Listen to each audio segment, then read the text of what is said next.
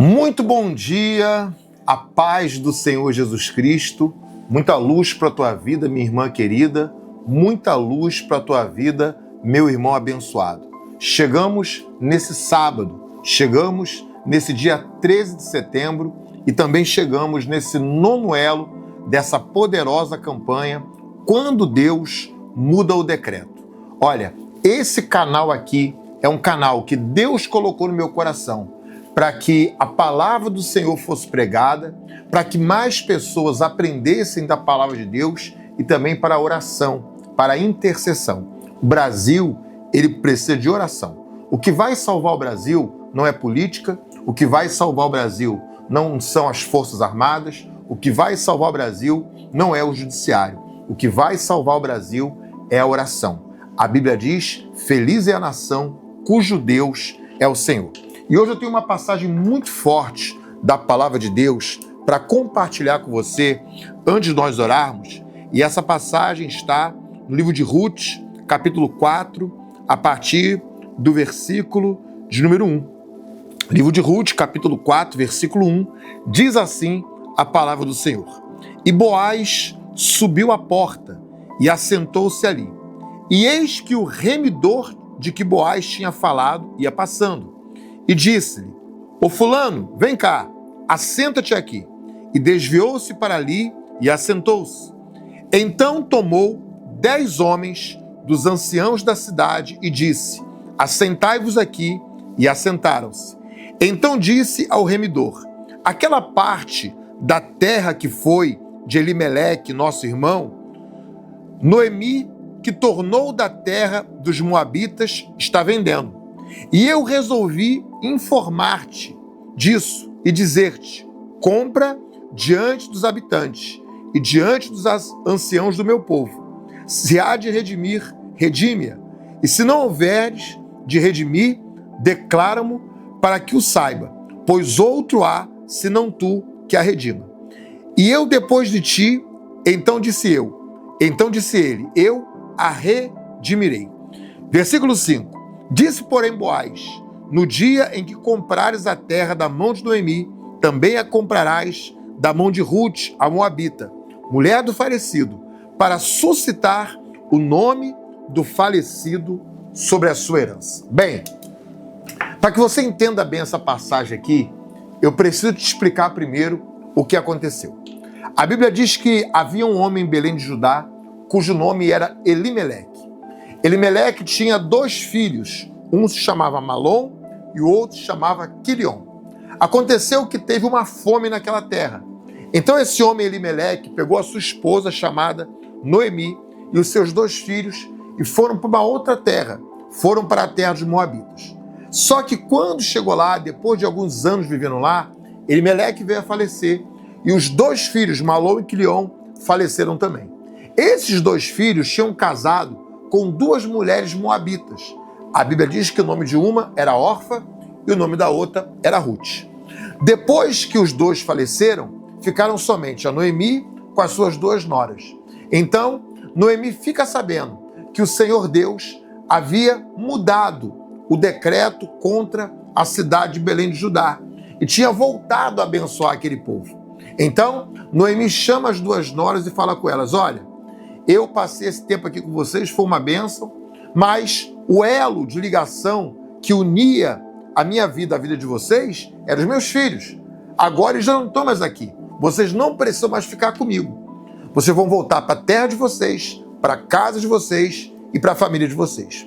A órfã se despediu de Noemi e voltou para sua casa. Porém, Ruth não. A Bíblia diz que Ruth, ela se agarra nas pernas de Noemi e fala, nem adianta você me pedir que eu te deixe, nem adianta você insistir para que eu te abandone.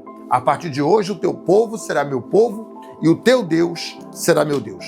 Então, o que aconteceu? Volta para Belém de Judá Noemi e dessa vez ela leva consigo a Ruth. Só que, irmãos, entenda bem, se hoje em dia nós vivemos numa sociedade machista, se hoje em dia a nossa sociedade já é machista, imagina no tempo de Noemi.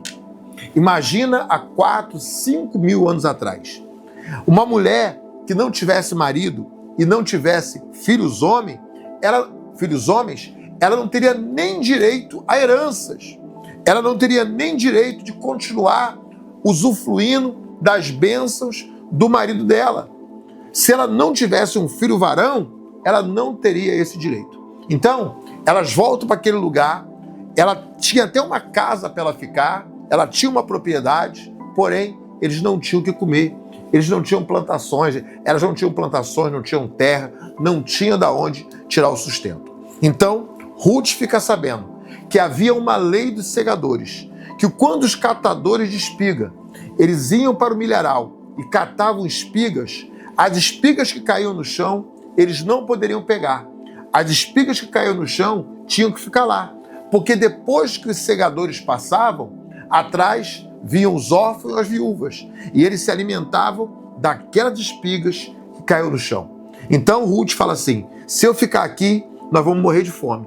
Eu vou lá e eu vou catar aquelas espigas e vamos se alimentar delas. Não era o emprego que ela tinha sonhado, não era a profissão que ela queria para a vida dela, mas ela precisava sobreviver de alguma forma. Talvez aquilo que você está fazendo hoje, aquilo que você está trabalhando hoje, não é aquilo que você sonhou para a tua vida, mas você precisa sobreviver de alguma forma.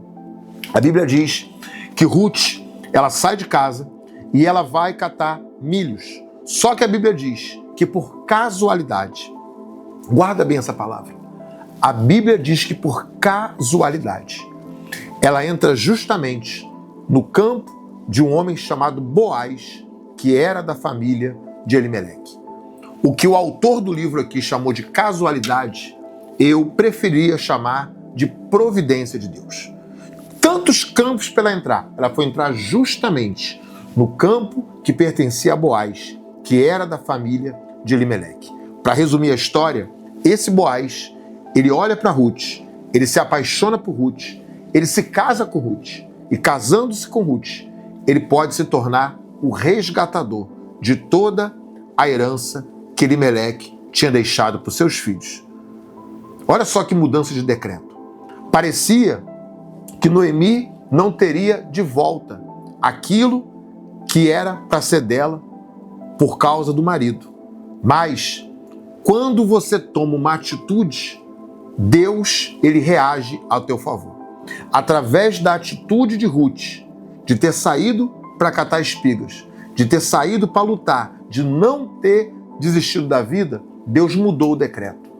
E através de Boaz, Deus resgata toda a herança e devolve para as mãos de Noemi. Eu quero orar por você nesse sábado, porque você será resgatadora. Você será resgatador de toda a herança da tua família. Aquilo que o inimigo tomou, Deus vai restituir e vai colocar nas tuas mãos. Poderoso Deus e eterno Pai. Ó Deus, na autoridade do nome de Jesus Cristo, eu apresento diante do Senhor agora a vida dessa pessoa que está fazendo essa campanha comigo.